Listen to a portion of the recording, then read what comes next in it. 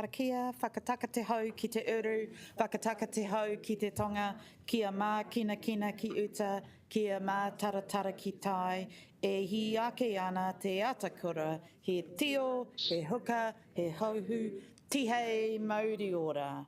Tēnā koutou katoa nau mai ki te hui o te Kōrau Tōtōpū, the Long-Term Plan Finance and Performance Committee, I tēnei rā.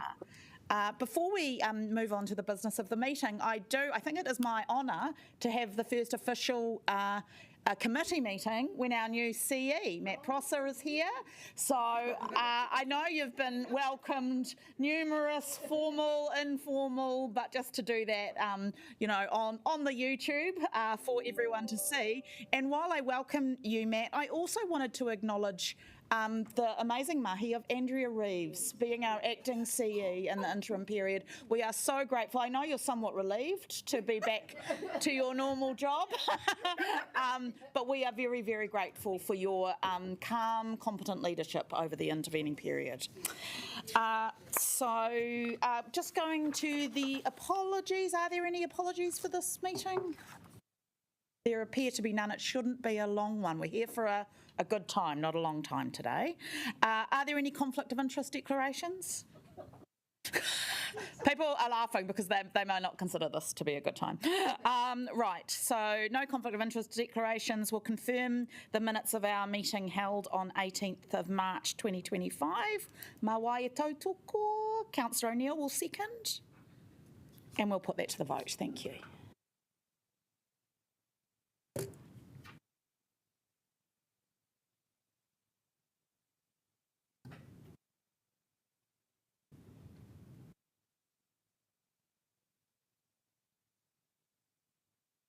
That is carried. I should also acknowledge we've got a few councillors online today, including, I think, the cutest ever councillor, the little owl, who we saw on screen. Oh, my goodness me. Very special welcome to Al. All right, there are no items not on the agenda and there is no public participation, so we'll move directly to general business, which is the Council-Controlled Organisation Operating Model Review. Nau mai Jamie Crump, ki te hora I te kōrero. Please welcome Jamie Crump and Anna Calver, it looks like, to introduce the report. Nau mai.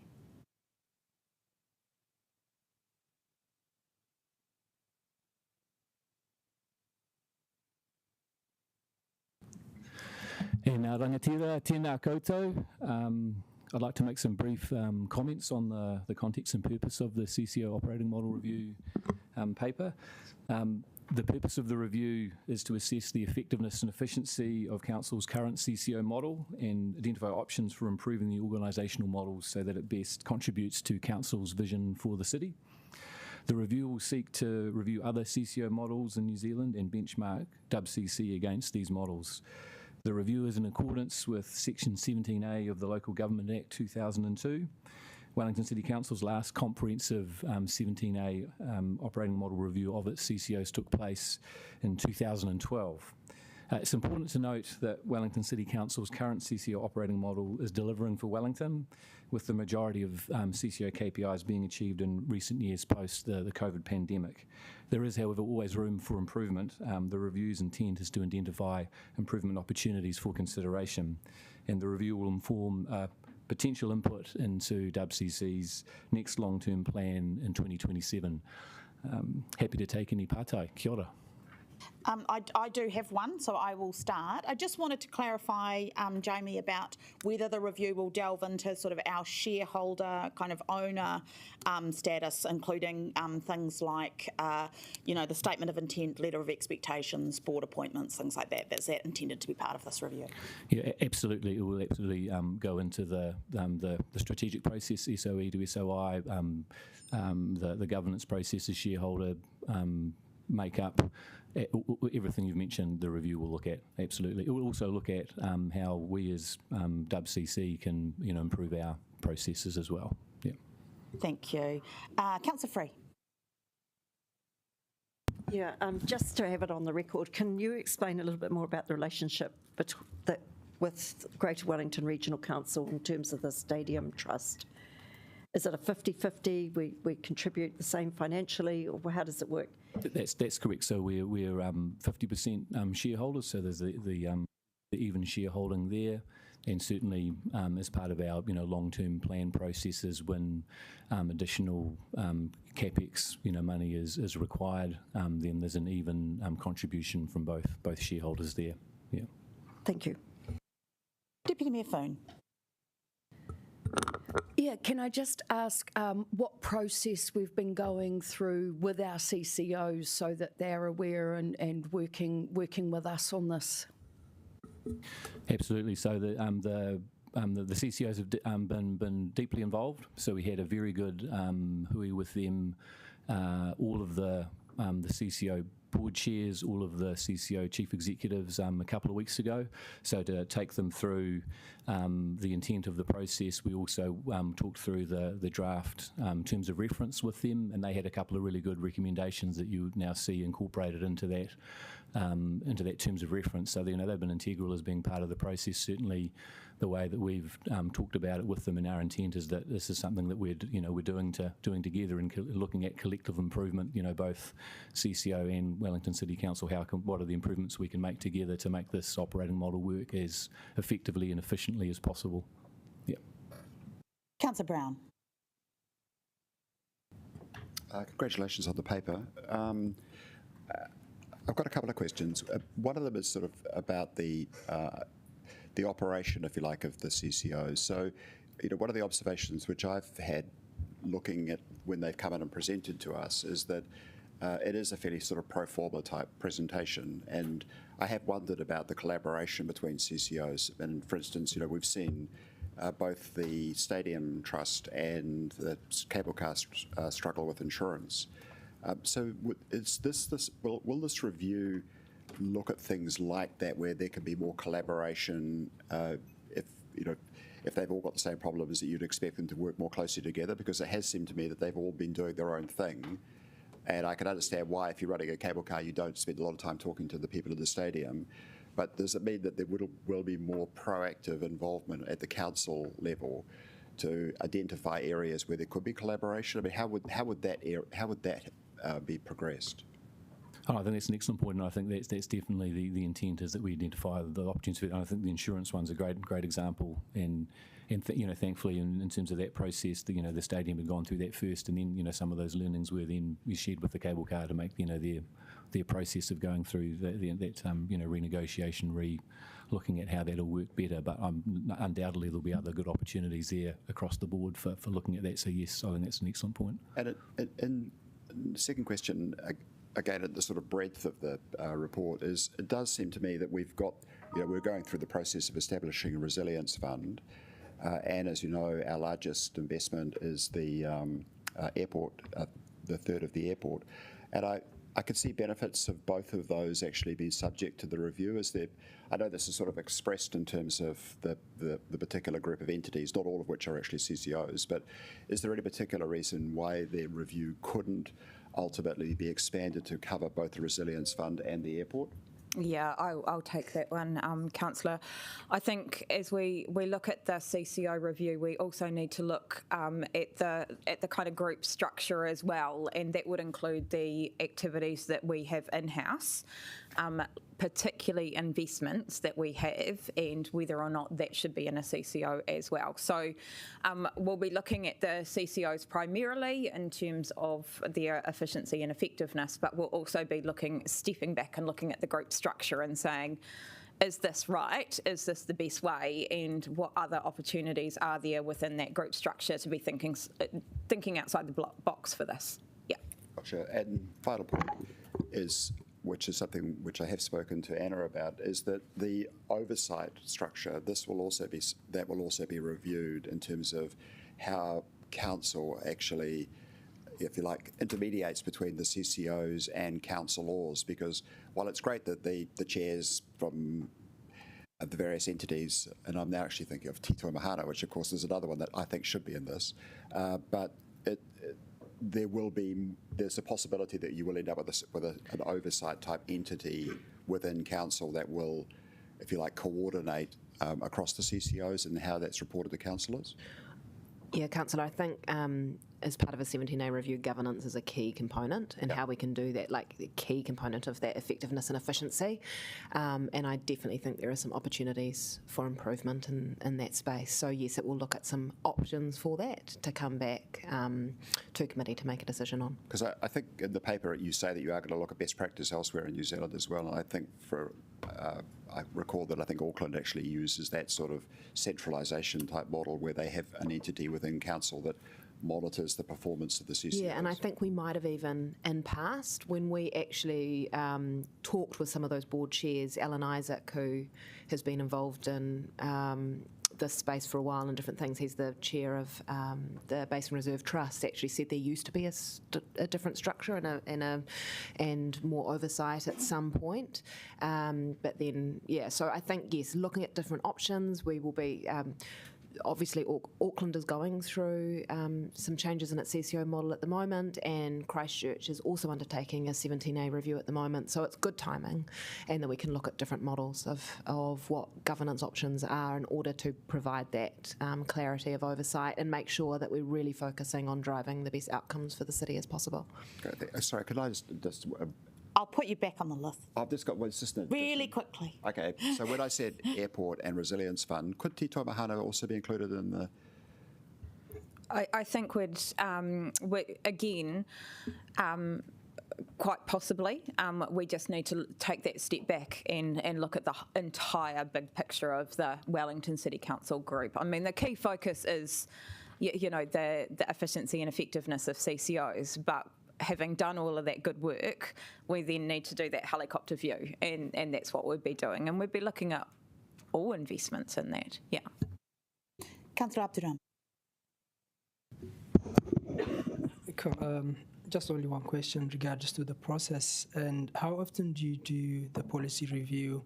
As you said, the last one was in 2012. Is that every 6 years, or how often do you do? So the Local Government Act recommends that a 17A review takes place every 6 years, that's correct. So we've had two comprehensive CCO reviews, one in 2006, 17A reviews, and then one in 2012. We have had a number of subsequent smaller reviews between 2012 and now. So this is the first one since then. There are some I think caveats in the legislation where it says, for example, if it's the cost is deemed to outweigh the benefit, then you don't need to have done a fulsome review within a 6 year period. So that's what the the legislation states. Yeah. Second question is regards to ownership of assets, and I wonder how that works. Example, council owns the zoo and the buildings and the animals, I think. And when it comes to for insurance, how do you do that? And yeah, I think asset ownership is definitely something that this review will look at. It is challenging for our CCOs with us owning the asset and how that marries up with their long-term strategic plans and particularly when their commercial revenue relies on how that they maximise those assets. So yes, ownership of those assets will definitely be something that this review looks at. There's pluses and minuses of both. There's affordability for our CCOs as well, but yes, kind of certainly from our CCO's point of view, having greater decision-making ability in how those assets are maintained and developed is something that they would like to see as included as part of this. Councillor Calvert. Creative HQ is part of Wellington NZ, but it has its own chief executive and used to have its own board. How will this be incorporated in this? Yeah, that will be looked at. So subsidiaries that are part of that's a wholly owned subsidiary by Wellington NZ, and looking at the impact and effectiveness of Wellington NZ will be included in this review, and that would include how Creative HQ is delivering for the city and how it's structured as part of Wellington NZ. Okay, and I know there's an independent consultant. Is that just an individual just to chair the governance board? Is there any, because what I'm just not trying to understand, is there any assistance from external with this review? So we'll be going out to procurement and open for all options in terms of who would conduct this review. But do you mean an independent person sitting on that governance? Well, I just read it. Maybe I've read it wrong. So you've got a chair that's independent, have you, of the governance group?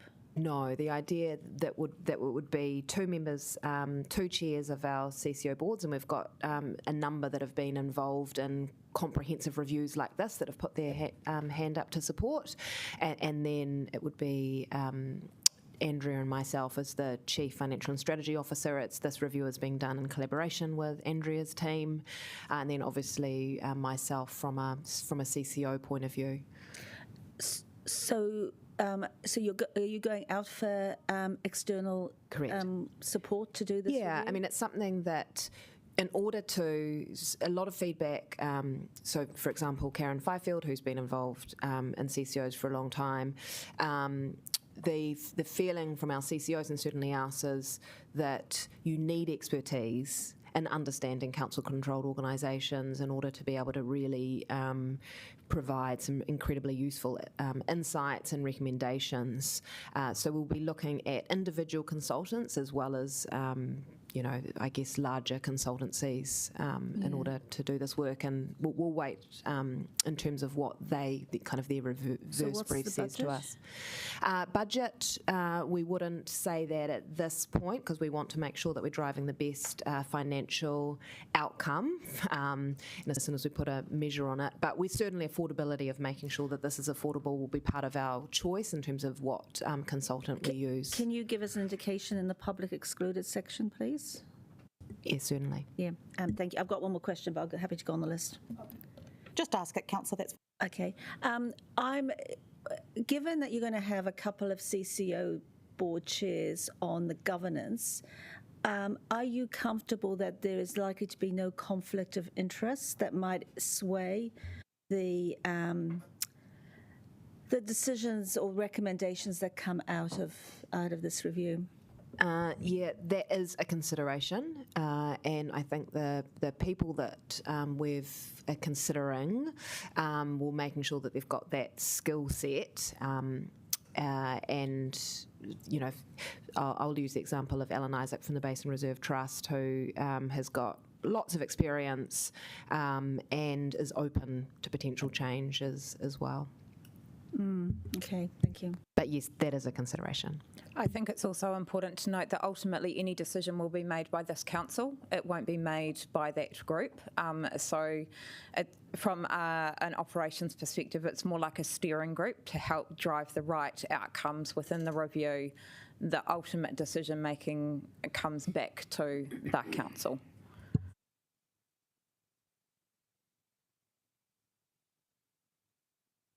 That can be clarified. Yep, no problem.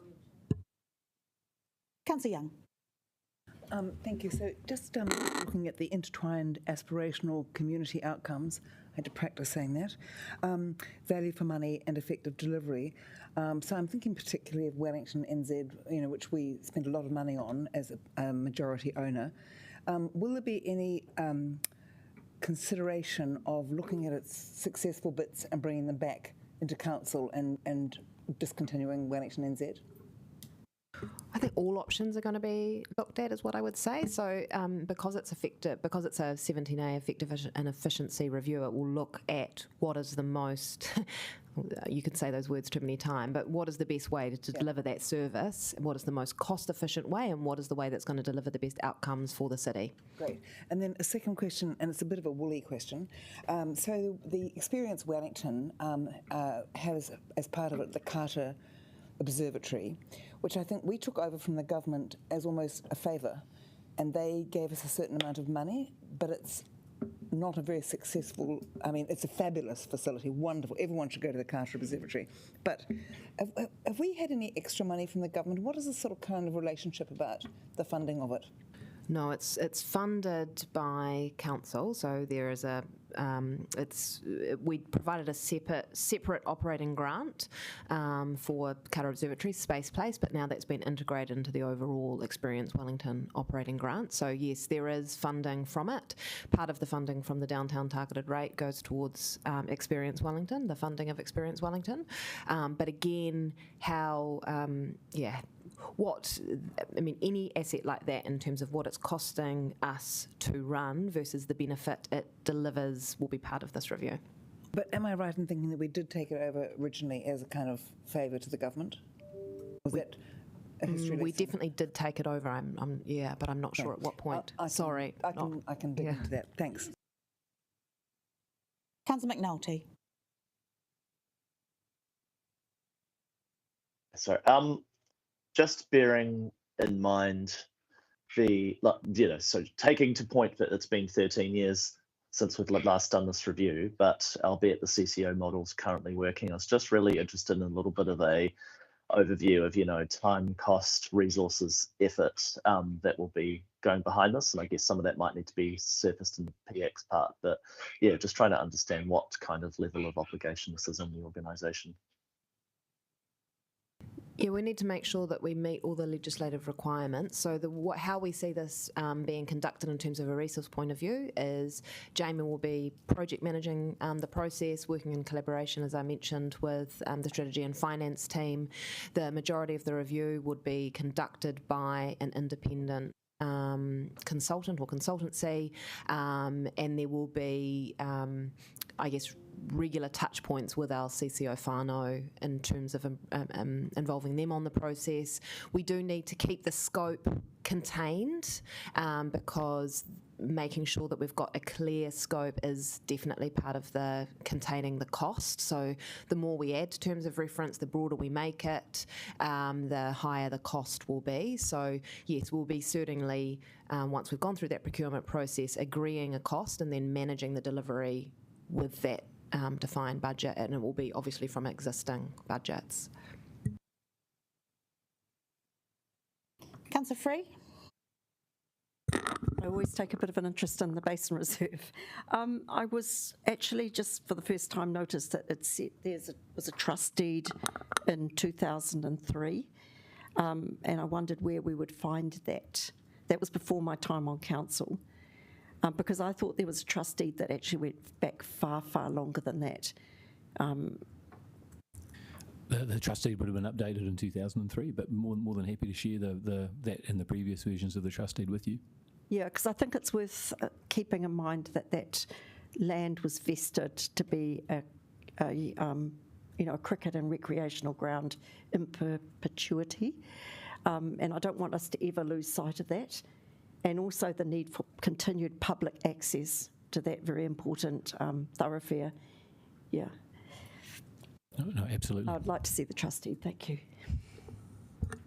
All right, thank you. Oh, Councillor Abdurrahman has one more question, sorry. Last question. What is the time frame we're looking at, and when are you thinking to finalise this and bring it back? So all going to plan, the review would be complete by the end of this calendar year. And then so that would come to council for consideration early 2026. All right, thank you so much. I will now move the paper and Mayor Whānau is going to second. Really, I think the questions were very good and we've kind of teased out some more detail about this process. I think it's really good that we're doing it. I'd like to thank the team for their work so far and the CCOs for their constructive engagement. I think this is really a nice, normal, good thing to do to continue to kind of look at the performance, the accountability, and make sure that everything from both our side, I think that point was very made from the council side and from the CCO side to ensure that we're doing things in the best way that we can. Do you wish to speak, Mayor Whānau? Okay, is there debate? Councillor Calvert. Yeah, look, I do have concerns around the independence of the review. Especially with having two chairs from the current CCOs on there. I mean, sometimes Yeah, I do have some real concerns that they're going to influence what we get to see. And as we know, is whilst there'll be an independent consultant's report, that will first go through to this governance group or steering committee. So I think given, especially as we haven't done a fulsome review since 2012, which is 13 years, so away, that we really do need to do a deep dive into this, and we do need to make sure that what we have going forward is going to be fit for purpose. But I would really like to see that there was a greater level of independence in this, not in the review, because to quote my esteemed colleague, Councillor Brown has used this phrase before, turkeys don't vote for Christmas. So yeah, look, to be honest, I'm not sure whether I can agree with 2. It's not going to make a difference. I'm not going to move an amendment, but I do have serious concerns about the lack of independence in this review. That's all. Thank you. Councillor Brown. I have absolutely no reservations about the quality of the review. I think that you've got to have some people who understand how it all works, as well as some external people. So I think the nature of the review that has been outlined to us is spot on in my view. So the idea that you just have completely external people undertaking a review of this nature, I think is, would be very inefficient. So I think this is an efficient, effective way of doing it. And people like Alan Isaacs in particular can be relied on to actually be extremely dispassionate. And I think that would be true of the chairs that I know across the entities, basically. All right, there appears to be no more debate. I will just briefly write a reply that, again, I'm not concerned about the independence of the review, and I think it's important that it be a collaborative process. However, I would like to make a suggestion in terms of Councillor Calvert's concern, that there be an opportunity as part of this process to hear from the reviewer directly, and I think that would be a really, really good opportunity, and to be able to question that process and that person, I think, or that organisation, however it is conducted, I think that would be useful. And just to in response to the turkeys don't vote for Christmas, in this case, we would be the turkeys, because this body would be the one voting on the decisions. So I don't have any concerns in that regard. We'll go to the vote. Thank you, everyone.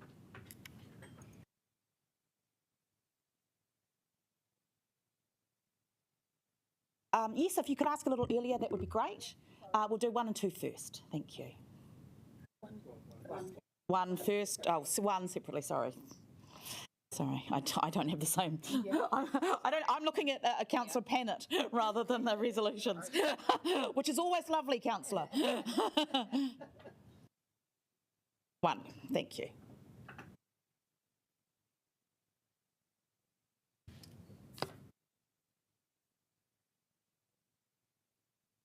That is carried. Now we'll vote on 2.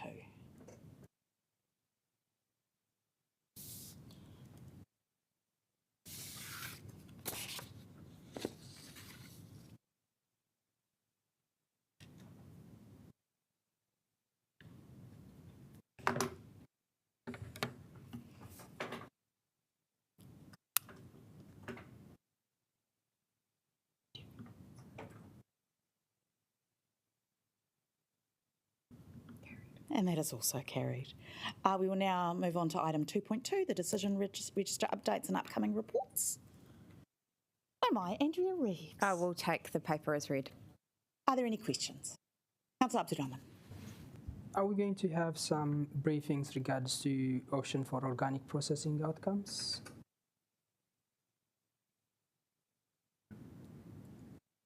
Through you, Chair, we're currently doing a bit of a rethink on how that whole project is going, because we're working with Hutt City on that as well. So I think it will be timely to bring something back for you, so we'll have a look at how we do that. Thanks. Brilliant, thank you. I will move the paper and Councillor Rogers will second. Is there any debate? There appears to be none. We'll go to the vote. Thank you.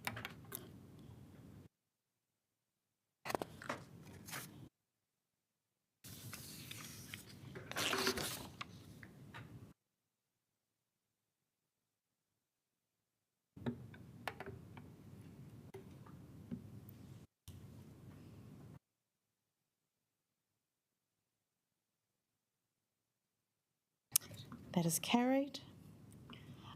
We will now will move into public excluded in order to protect the privacy of individual persons. I will move that we move into public. Thank you, Councillor Free will second. And we'll any debate or questions about that? There appears to be none. We will go into the vote to move into public excluded. Bye-bye to our guests. Sorry we've had such a short and boring meeting.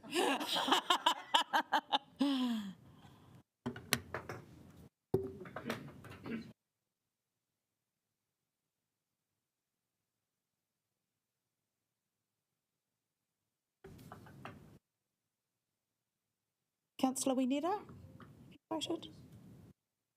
And councillors online?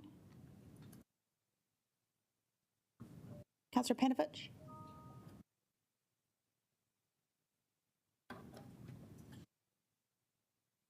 Thank you, and we will just pause for a moment to switch off the live stream, change the signs, etc.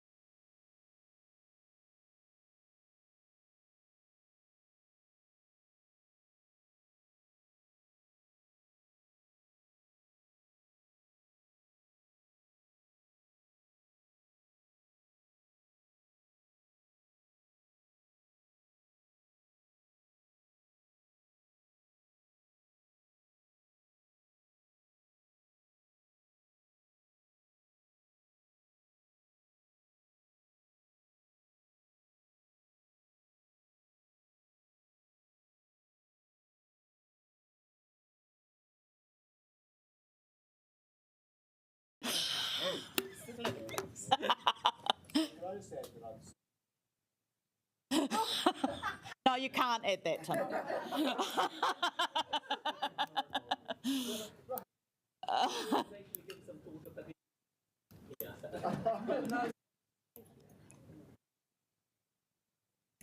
All right, I will, tēnā kua muta te hui, I declare the meeting closed.